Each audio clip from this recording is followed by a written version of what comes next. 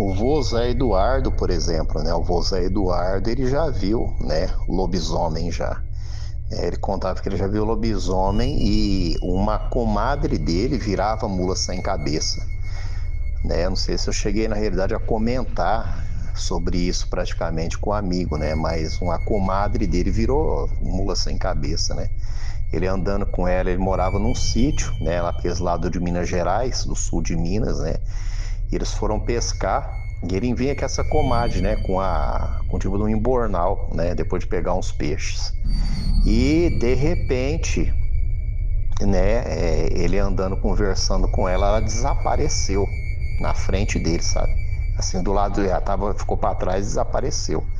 Questões de segundo, né? E ele não viu na realidade aonde ela estava, sabe? Aí quando ele olhou pro assim, ele conta, né? Quando ele olhou pro lado do canavial, na realidade, ele viu um clarão, como se fosse praticamente chamas de fogo.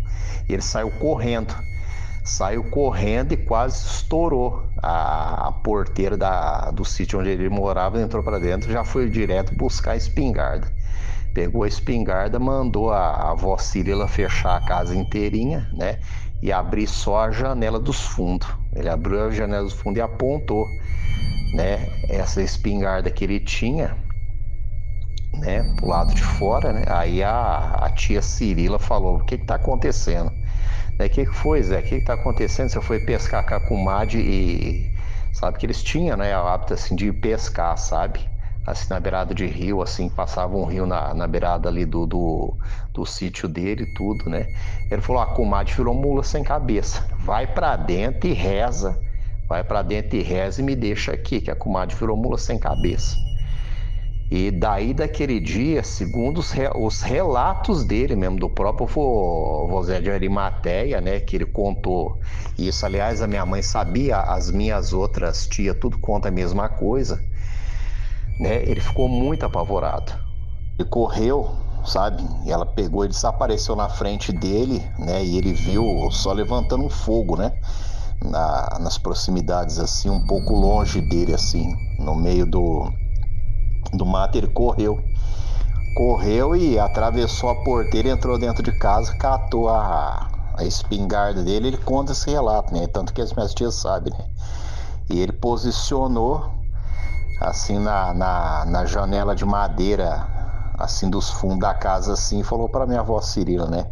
Tranca a casa inteira que a comadre sua virou lobisomem. Virou lobisomem não, virou mula sem cabeça, né? E ele ficou praticamente até altas horas da noite, né? Com aquela carabina lá, né? Mas assim, não chegou a aparecer depois, né? Aí depois eles tiveram encontro com a comadre, né? E a comadre na realidade ficou meia tona, assim, não falou nada para eles nem nada, né? Mas depois ela se mudou, né? Para uma fazenda mais longe um pouco, porque naquela época era estrada de terra, né? Então a minha tia, as minhas tias são tudo velhas, sabe? A tia Olga tem seus 70 e tantos anos, a tia Irene tem quase 90 anos, e elas contam, né? O que o avô contava para elas na realidade, né? E houve muita coisa praticamente, né? Então Minas na realidade é praticamente assim, é o mais místico, assim, o mais misterioso, sabe? Então tinha muita coisa assim naquela época, né? E relatos de mula sem cabeça, né? É algo muito misterioso assim, né? Porque tem vários, né? Tanto pelo sul de Minas como pelas regiões também ali do Nordeste também, né? Oi, meu grande amigo Rafa, beleza? Foi em Minas, foi no estado de Minas Gerais praticamente, ali para aqueles lados ali de Frutal, Uberaba, para aqueles lados ali, sabe? E foi há muitos e muitos anos, há muitos e muitos anos mesmo, né? Que ele contou isso, né? Para minha mãe, para as outras irmãs que sabem, né? E foi há muitos e muitos anos mesmo. Eu acho que, sei lá, ele é a minha mãe morreu com 71 anos, né?